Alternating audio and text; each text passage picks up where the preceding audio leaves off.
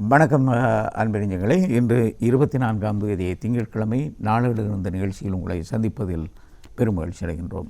நான் குணராஜா. பத்திரிகைகளை ஆரம்பிப்பதற்கு முன் இன்றைய சிந்தனையை பார்ப்போம். இன்றைய சிந்தனை: நிலையின் திரியாது அடங்கியான் தோற்றம் மலையிலும் மானம் பெரிது.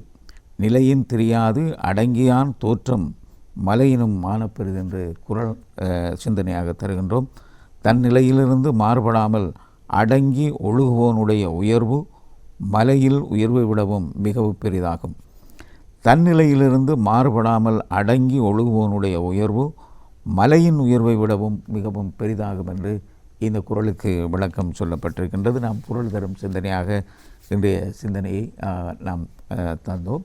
இனி பத்திரிகைகளுக்கு செல்வதற்கு முன் பத்திரிகைகள் வெளிவந்திருக்கின்ற செய்திகளும் சுருக்கம். இன்று தமிழ் பத்திரிகைகளிலே முக்கிய செய்தியாக வெளிவந்திருக்கின்ற செய்தி: தமிழரசு கட்சி அரசியலமைப்பின் 22வது திருத்தத்துக்காக சர்வஜன வாக்கெடுப்புக்கு செல்ல வேண்டும் என்று தமிழரசு கட்சி தீர்மானம் எடுத்திருப்பதாக இன்றைய தமிழ் பத்திரிகைகளிலே முக்கிய செய்தி. ஆங்கில பத்திரிகைகளிலும் அதற்கு முக்கியத்துவம் கொடுத்திருப்பதை பார்க்கக்கூடியதாக இருக்கின்றது. அரசியலமைப்புக்கான 22வது திருத்தம் பாராளுமன்றத்திலே சமர்ப்பிக்கப்பட்டிருப்பது உங்களுக்கு தெரியும். அதற்கான வர்த்தமானியும் வெளியிடப்பட்டிருக்கின்றது. இது பாராளுமன்றத்திலே விவாதத்துக்கு உட்படுத்தப்பட்டு நிறைவேற்றப்படுவதற்கான சாத்தியம் இருக்கின்ற நிலையிலே நீதிமன்றத்திலே பல்வேறு வழக்குகளும் தாக்கல் செய்யப்பட்டிருப்பதாக அறிவிக்கப்பட்டிருக்கின்றது. இந்த நிலையிலே சர்வஜன வாக்கெடுப்பு நடத்தப்படுமாக இருந்தால், அதற்கு நீதிமன்றம் அனுமதி வழங்குமாக இருந்தால், அதனை எதிர்கொள்வதற்கு அரசாங்கம் தயாராகவே இருக்கின்றது என்று அரசாங்க தரப்பிலும் கருத்துக்கள் தெரிவிக்கப்பட்டிருக்கின்ற செய்திகளை இன்றைய பத்திரிகைகளிலே நாம் பார்க்கக்கூடியதாக இருக்கின்றது. இதைவிடவும் கணக்காய்வாளர் நாயகத்தினால் வெளியிடப்பட்டுள்ள அறிக்கை ஒரு அதிர்ச்சி தகவலாக இன்றைய தமிழ் 3 பத்திரிகைகளிலே முக்கிய செய்தியாக வெளிவந்திருப்பதை பார்க்கக்கூடியதாக இருக்கின்றது.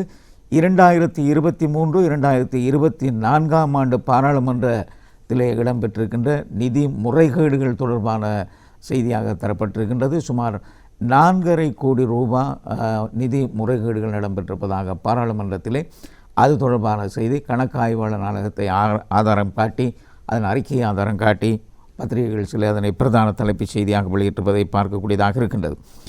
ஜனாதிபதி தலைமையிலான மக்கள் பேரணி நாடு முழுவதும் நடத்துவதற்கு திட்டமிடப்பட்டிருப்பதாக அனைத்து பத்திரிகைகளுமே செய்திகளை பார்க்கக்கூடியதாக இருக்கின்றது. இந்த எதிர்வரும் 5ஆம் தேதி முதல் நாடு முழுவதும் பாரிய வேலை திட்டம், அதாவது பிரச்சார பேரணிகள் நடத்துவதற்கு தீர்மானிக்கப்பட்டிருப்பதாக அறிவிக்கப்பட்டிருக்கின்றது.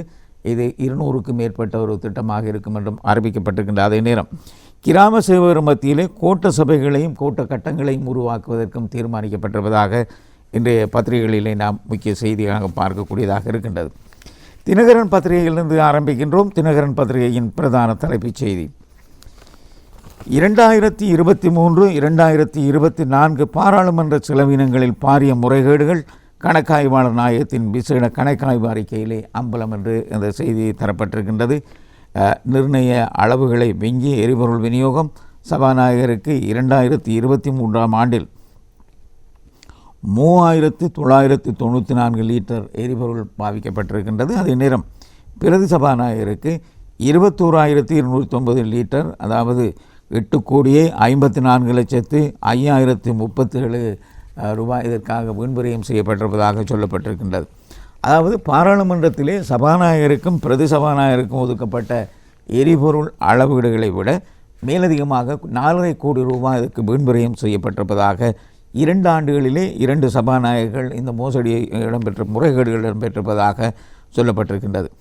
இந்த விசேட கணக்காய்வு அறிக்கையின் முக்கிய கேள்விகளை எழுப்பி இந்த அறிக்கைகள் வெளியிடப்பட்டிருக்கின்றது. அதாவது பொது நிதியை நிர்வகிக்கும் நிறுவனமான பாராளுமன்றமே நிதி வெளிப்படைத்தன்மை மற்றும் கட்டுப்பாடுகளிலிருந்து விலகி இயங்குவது தொடர்பிலே இந்த விசேட கணக்காய்வு அறிக்கை முக்கிய கேள்விகளை எழுப்பியிருப்பதாக இந்த செய்தியிலே சொல்லப்பட்டிருக்கின்றது. அந்த வகையிலே 8வது அதாவது 9வது பாராளுமன்றங்களிலே கடுமையான மோசடிகள் முறைகேடுகள் இடம்பெற்றிருப்பதாக, நிதி முறைகேடுகள் இடம்பெற்றிருப்பதாக இந்த செய்தியிலே சொல்லப்பட்டிருக்கின்றது. அரசாங்க தரப்பு தகவலாக ஒரு செய்தியை பார்க்கக்கூடியதாக இருக்கின்றது. அமைச்சர் சுசில் ரணசிங்க அவை ஆதாரம் காட்டி ஒரு செய்தி பிரசுரிக்கப்பட்டிருக்கின்றது. 22 நீதிமன்றம் தீர்ப்பளித்தால் சர்வஜன வாக்கெடுப்புக்கு அரசாங்கம் தயார் என்று அமைச்சர் தெரிவித்திருக்கின்றார் என்று இங்கே சொல்லப்பட்டிருக்கின்றது. அதாவது வீடமைப்பு நிர்மாணம் மற்றும் நீர்வளங்கள் அமைச்சர் சுசில் ரணசிங்க இதனை தெரிவித்திருக்கின்றார். அரசியலமைப்பின் 22வது திருத்தச் சட்டத்துக்கு சர்வஜன வாக்கெடுப்பு நடத்த வேண்டும் என நீதிமன்றம் தீர்ப்பளித்தால் சர்வஜன வாக்கெடுப்பை நடத்த அரசாங்கம் தயாராக இருப்பதாகவும் அதனை எதிர்கொள்வதற்கு தயாராக இருப்பதாகவும் அவர் தெரிவித்திருக்கின்றார். அரசாங்கத்தின் கருத்தாக இந்த செய்தியை நாம் பார்க்கக்கூடியதாக இருக்கின்றது. பிரதான படம் வவுனியா பல்கலைக்கழக விடுதிக்கு அடிக்கல் நடும் பிரதமர் என்ற தலைப்போடு நாம் இங்கே பார்க்கக்கூடியதாக இருக்கின்றது. வெள்ளிக்கிழமை நடந்த நிகழ்வு. இந்த நிகழ்வின் போது பிரதமர் மாணவர்களோடு சேர்ந்து அடிக்கல் நாட்டுகின்ற காட்சி தான் இங்கே பிரதான படமாக பிரசுரிக்கப்பட்டிருக்கின்றது. கட்டங்கட்டப்பட்ட செய்தி ஜனாதிபதி தலைமையிலே மக்கள் பேரணிகள் என்ற செய்தியாக தரப்பட்டிருக்கின்றது. ஜனாதிபதி அனுரகுமார திசாநாயக்கவின் தலைமையிலே மாவட்டங்கள் தோறும் பிரமாண்டமான மக்கள் பேரணிகள் நடத்தப்பட இருக்கின்றன. எதிர்வரும் செப்டம்பர் 5ஆம் தேதி முதல் இந்த பேரணிகள் நடத்தப்பட உள்ளதாக அமைச்சர் நலிந்த ஜெயதிசவை ஆதாரம் காட்டி இந்த செய்தி பிரசுரிக்கப்பட்டிருப்பதை நாம் பார்க்கக்கூடியதாக இருக்கின்றது. இதே நேரம் கிராம சேவை உத்தியோகத்தர்கள் பிரிவு மட்டத்திலும் கூட்ட சபைகளை மீளமைக்கும் திட்டமும் செயல்படுத்தப்படவிருப்பதாக இந்த செய்தியிலே சொல்லப்பட்டிருக்கின்றது. தினகரனின் முக்கிய முன்பக்க செய்திகளவை. இனி வீரகேசரி பத்திரிகையை பார்ப்போம். வீரகேசரி பத்திரிகையின் பிரதான தலைப்புச் செய்தி நாம் ஏற்கனவே கூறியது போல 22வது திருத்தம் தொடர்பான செய்திகள். தமிழரசு கட்சியின் தீர்மானம் இங்கே அறிவிக்கப்பட்டிருக்கின்றது. 22ஆம் திருத்த சட்டமூலத்துக்கு சர்வஜன வாக்கெடுப்பு அவசியம். இலங்கை தமிழரசு கட்சி அறிவிப்பு மக்களின் இறமையுடன் தொடர்பட்டதால் கட்டாயம் என்றும் தெரிவிக்கப்பட்டிருப்பதாக இந்த செய்தியிலே சொல்லப்பட்டிருக்கின்றது. இலங்கை தமிழரசு கட்சியின் அரசியல் குழு நேற்று முன்தினம் கூடியிருக்கின்றது. இதன்போது உத்தேச இந்த அரசியலமைப்பிலே 22வது திருத்தம் குறித்து விசேடமாக கலந்துரையாடப்பட்டிருக்கின்றது. சட்டமூலத்தை அங்கீகரிக்க சர்வஜன வாக்கெடுப்புக்கு செல்ல வேண்டும் என்றும் தீர்மானிக்கப்பட்டிருப்பதாக இந்த செய்தியிலே சொல்லப்பட்டிருக்கின்றது. இந்த தீர்மானம் தொடர்பிலே கட்சியின் தலைவர் CVK சிவஞானம் மற்றும் பொதுச் செயலாளர் ஜனாதிபதி சட்டத்தரணி MA சுமந்திரன் ஆகியோரின் கையொப்பத்துடன் ஊடக அறிக்கைகள் வெளியிடப்பட்டிருக்கின்றன. இதன்படி நீதியரசர்களின் பதவி காலத்தை 2 ஆண்டுகளுக்கு அதிகரிக்கும் வகையில் அரசியலமைப்பின் 22வது திருத்தச் சட்டம் மூலமும் நீதிபதியின் பதவி காலத்தை 2 ஆண்டுகளுக்கு அதிகரிக்கும் வகையில் நீதித்துறை சட்டம் மூலமும் வர்த்தமானி அறிவித்தலில் வெளியிடப்பட்டிருக்கின்றது. இதற்கமைய இந்த இரு சட்ட மூலங்களையும் சவாலுக்கு உட்படுத்தி இதுவரையில் 10க்கும் மேற்பட்ட மனுக்கள் உயர்நீதிமன்றத்திலே தாக்கல் செய்யப்பட்டுள்ள நிலையிலே தமிழரசு கட்சி இந்த தீர்மானத்தை எடுத்திருக்கின்றது. நீதியரசர்கள் நீதிபதிகளின் பதவி காலத்தை அதிகரிக்கும் அரசாங்கத்தின் தீர்மானத்துக்கு எதிராக தேசிய மற்றும் சர்வதேச மட்டத்திலே கடும் எதிர்ப்புகள் வெளியாகியுள்ள நிலையில் 2 சட்டமூலங்களும் வர்த்தமானியை வெளியிட்டிருப்பதாக இங்கே சொல்லப்பட்டிருக்கின்றது. அது வீரகேசரியின் பிரதான தலைப்புச் செய்தி. பிரதான படமும் பிரத்யேகமானது. அரசியல் நிலைமைகள் குறித்து ஹக்கீம் இசபெல் பேச்சு என்று இங்கே சொல்லப்பட்டிருக்கின்றது. அதாவது ஸ்ரீலங்கா முஸ்லீம் காங்கிரஸின் தலைவர் ரவுப் ஹக்கீம் இலங்கைக்கான கனடிய உஸ்தானியர் இசபெல் மார்ட்டினை சந்தித்து பேச்சுவார்த்தை நடத்தியிருக்கின்றார். இந்த சந்திப்பின் போது எடுக்கப்பட்ட படம் தான் இங்கே பிரதான படம். கண்டி ஹில்ஸ் ஹோட்டலிலே நடந்த இந்த சந்திப்பு நடந்திருக்கின்றது. இன்றைய அரசியல் நிலை பல்வேறு விடயங்கள் தொடர்பாக இருவரும் ஆராய்ந்ததாக இதனோடு இணைந்த செய்திகளை நாம் பார்க்கக்கூடியதாக இருக்கின்றது. நாமல் சஜித்துக்கு சவால் அல்ல, ஐக்கிய மக்கள் சக்தியின் கபீர் காசி இங்கே தெரிவித்திருக்கின்றார் என்ற ஒரு செய்தி தரப்பட்டிருக்கின்றது. 2029ஆம் ஆண்டில் நாமல் ராஜபக்சவை ஜனாதிபதி வேட்பாளராக களமிறக்க முன்னெடுக்கப்படும் பிரசாரங்கள் சஜித் பிரேமதாசவுக்கு ஒரு அச்சுறுத்தலாக அல்ல என்று தெரிவிக்கப்பட்டிருக்கின்றது. முன்னாள் ஜனாதிபதி கோட்டாபய ராஜபக்சவின் பதவிக்காலம் நிறைவடைவதற்கு முன்னர் பதவியிலிருந்து விலக வேண்டிய சூழல் போன்று தற்போதைய ஜனாதிபதிக்கு மிக குறுகிய காலத்தில் ஏற்படலாம் என்ற ஒரு கருத்தை தெரிவித்திருக்கின்றார். அதுவும் இங்கே முக்கிய செய்தியாக நாம் பார்க்கக்கூடியதாக இருக்கின்றது. கீழ்ப்பகுதியிலே ஒரு படம் பிரசுரிக்கப்பட்டிருக்கின்றது. மயூரபதி கொழும்பு மயூராபதி ஸ்ரீ பத்ரகாளியம்மன் ஆலயத்தின் வருடாந்த பிரமோற்சவ பெருவிழாவின் தீர்த்தோற்சவம் நேற்று காலை வெள்ளவத்தை கடற்கரையில் இடம்பெற்ற போது பிடிக்கப்பட்ட படம் இங்கே முக்கிய படமாக அல்லது கீழ்ப்பகுதியாக தரப்பட்டிருக்கின்றது. இன்னும் ஒரு செய்தி, இது ஒரு பிரத்யேகமான செய்தியாக நாம் பார்க்கக்கூடியதாக இருக்கின்றது. முச்சக்கர வண்டியை ஓட்டுவதற்கான குறைந்தபட்ச வயது 40ஆக உயர்த்த எதிர்பார்க்கின்றோம் என்று பிரதி அமைச்சர் நளின் கேவகேவி ஆதாரம் காட்டி ஒரு செய்தி பிரசுரிக்கப்பட்டிருக்கின்றது. ஓட்டோக்கள், அதாவது முச்சக்கர வண்டியை ஓட்டுவதற்கான குறைந்தபட்ச வயதை 40ஆக உயர்த்துவதற்கு எதிர்பார்ப்பதாக தொழிற்கல்வி பிரதி அமைச்சர் நளின் கேவகே தெரிவித்திருக்கின்றார். கொழும்பில் நடந்த நிகழ்வு ஒன்றிலே அவர் உரையாற்றும் போது பாடசாலை மாணவர்கள் பாடசாலை கல்வியை முடிப்பதற்கு முன்பே திருவீலர்கள், அதாவது ஓட்டோக்களை ஓட்டுவதற்கு முயற்சி செய்கின்றார்கள். இதனால் கல்வி நிலை பாதிக்கப்படுகின்றது. ஆகவே இதனை தடுக்கும் வகையிலே அரசாங்கம் இது தொடர்பாக ஆராய்வதாக அவர் தெரிவித்திருக்கின்றார். இது வீரகேசரியிலே முக்கிய செய்தியாக நாம் பார்க்கக்கூடியதாக இருக்கின்றது. தமிழன் பத்திரிகையை பார்த்தால் தமிழன் பத்திரிகையின் பிரதான தலைப்புச் செய்தியும் பிரத்யேகமானது. இந்திய பாதுகாப்பு அமைச்சர் ராஜ்நாத் சிங் விரைவில் இலங்கைக்கு, பாதுகாப்பு விடயங்களிலே புதுடில்லி தீவிர கரிசனை, 2 நாள் உத்தியோக விஜயம், ஜனாதிபதி அனுரகுமார திசாநாயக்க உட்பட தலைவர்களுடன் சந்திப்பு, பல முக்கிய திட்டங்கள் குறித்து பேச்சுவார்த்தை நடத்தி இருக்கின்றார் என்று தமிழன் பத்திரிகை இதனை முக்கிய செய்தியாக தரப்பட்டிருக்கின்றது. நேற்றைய பத்திரிகை ஒன்றிலும் இந்த செய்தியை நாம் பார்க்கக்கூடியதாக இருந்தது. ஆங்கில பத்திரிகை ஒன்றிலே பாதுகாப்பு ஒத்துழைப்பு தொடர்பாக இந்த பேச்சுவார்த்தை நடத்தப்பட இருக்கின்றது. இலங்கைக்கும் இந்தியாவுக்கும் இடையிலே பாதுகாப்பு ஒப்பந்தம் ஒன்று செய்யப்பட்டிருக்கின்றது. இந்த ஒப்பந்தத்தை அமுல்படுத்துவதற்கு இந்தியா அழுத்தம் கொடுக்கும் வகையிலேயே இந்த விஜயம் அமைந்ததாக இந்த செய்தியிலே சொல்லப்பட்டிருக்கின்றது. இந்த கடல்சார் உறவுகளை ஏற்படுத்துவது, மின் இணைப்புகள் இலங்கைக்கும் இந்தியாவுக்கும் இடையிலே மின்சாரத்தை ஏற்படுத்துவது, சம்பூர் சூரிய மின்சக்தி திட்டம், அது தொடர்பான விடயங்களை ஆராயும் வகையிலே அவருடைய விஜயம் அமையும் என்று இங்கே சொல்லப்பட்டிருக்கின்றது. இந்திய பாதுகாப்பு அமைச்சர் ராஜ்நாத் சிங் அவருடைய முதலாவது விஜயம் இலங்கைக்கா இது அமையும் என்று இங்கே சொல்லப்பட்டிருக்கின்றது. கூட்டு இராணுவ பயிற்சிகள் மற்றும் பேரிடர் நிவாரணம் தொடர்பாகவும் ஆராயப்பட இருப்பதாக உபதலைப்புகளோடு தமிழன பிரத்யேகமான பக்க வடிவமைப்பிலே நாம் பார்க்கக்கூடியதாக இருக்கின்றது. காங்கேசந்துறை துறைமுக நவீனமயமாக்கல் திட்டமும் இதன்போது ஆராயப்படும் என்று இந்திய பாதுகாப்பு அமைச்சர் ராஜ்நாத் சிங் மற்றும் ஜனாதிபதியின் படங்களோடு இந்த பிரதான தலைப்புச் செய்தியை நாம் பார்க்கக்கூடியதாக இருக்கின்றது. அதே நேரம் இன்னுமொரு செய்தி நாம் பார்க்கக்கூடியதாக இருக்கின்றது.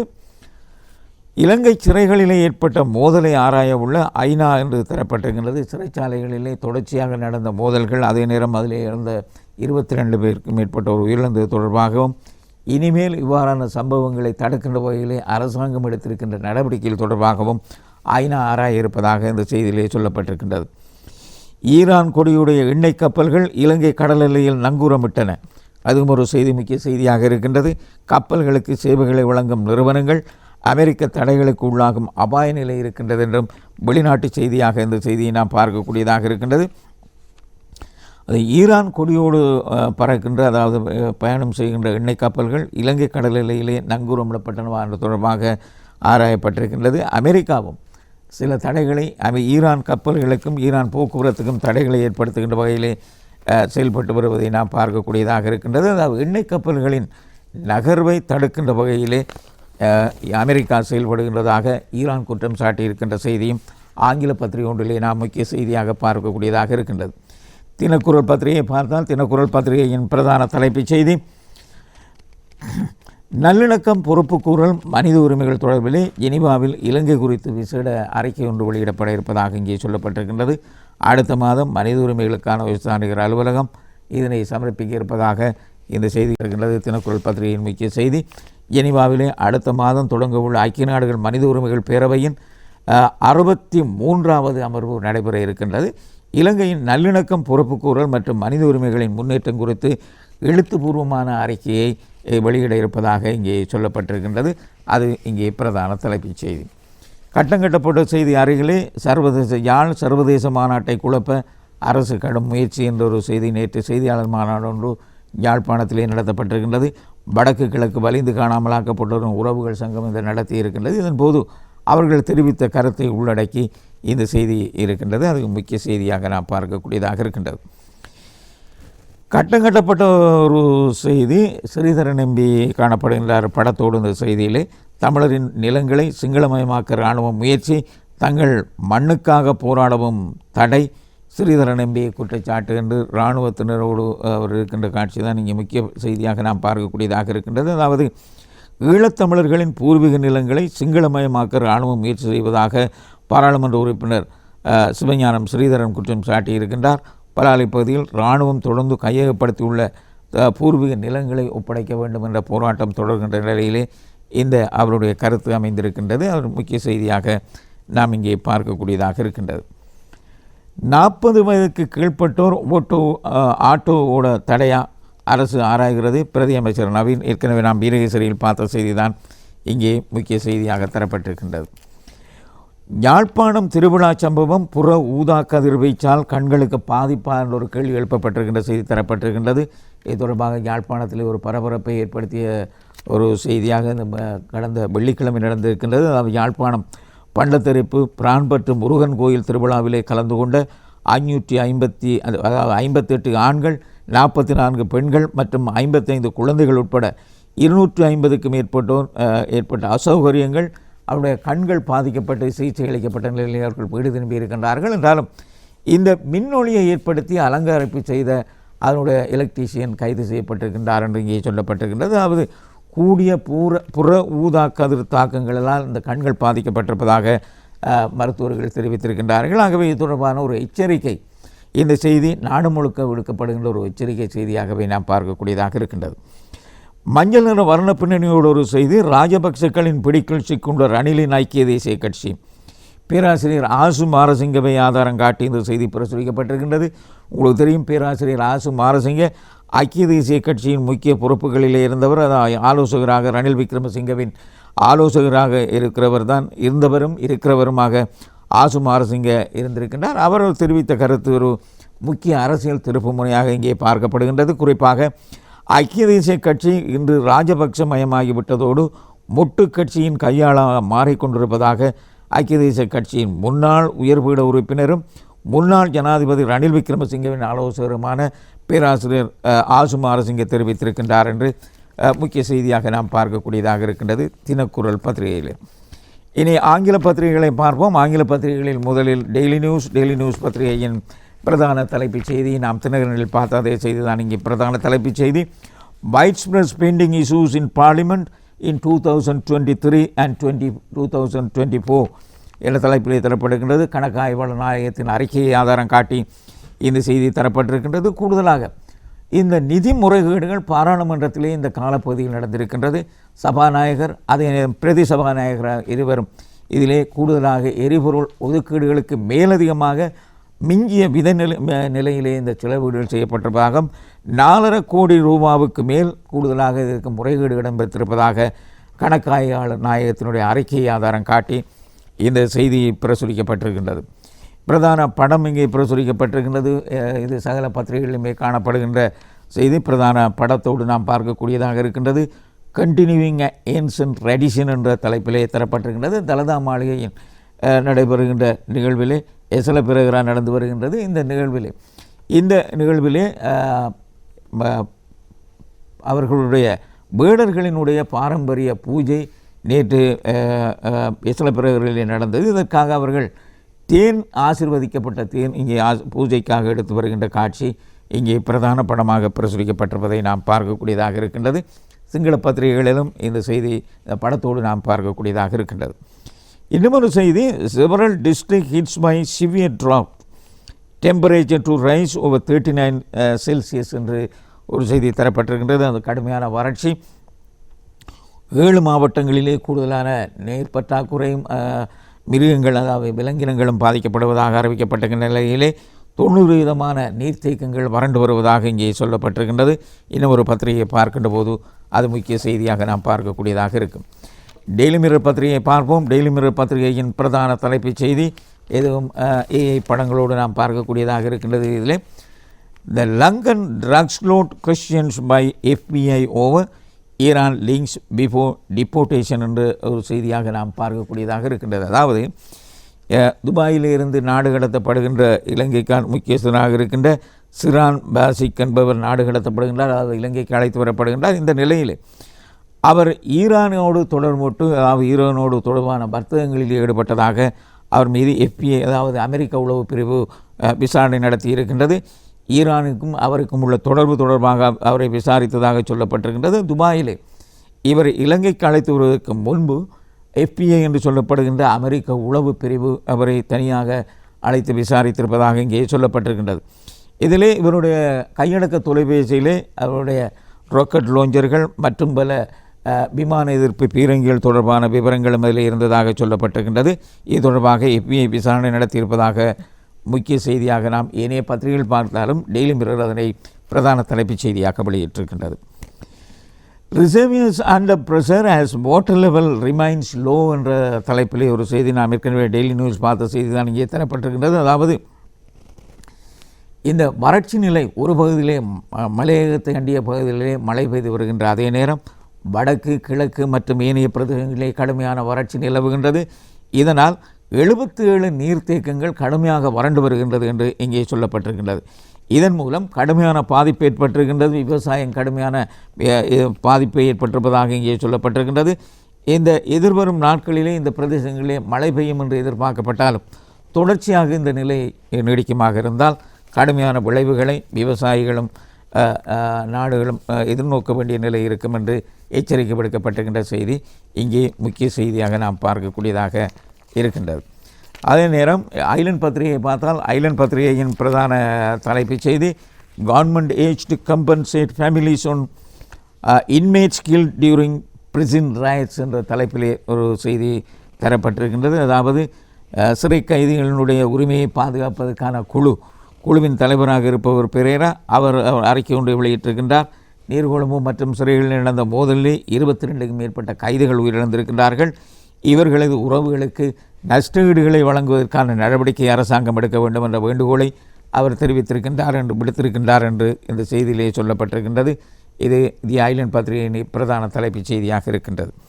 கட்டங்கட்டப்பட்ட செய்தி Iran's most not a single drop of oil believe gulf if region complies with US plan என்று இங்கே சொல்லப்பட்டிருக்கின்ற செய்தி தான் இங்கே கட்டங்கட்டப்பட்ட ஒரு செய்தியாக இருக்கின்றது. அதாவது அமெரிக்காவோடு சேர்ந்து அமெரிக்காவை திட்டங்களுக்கு ஏற்ப உடன்பட்டு செயல்படுகின்ற வளைகுடா நாடுகள் இணைந்து செயல்பட்டால் அவர்கள் மீது கடுமையான எதிரியாக பார்க்கப்பட்டு கடுமையான நடவடிக்கை எடுக்கப்படும் என்று ஈரான் எச்சரிக்கை விடுத்திருக்கின்ற செய்தி தான் இங்கே படத்தோடு தரப்பட்டிருக்கின்றது.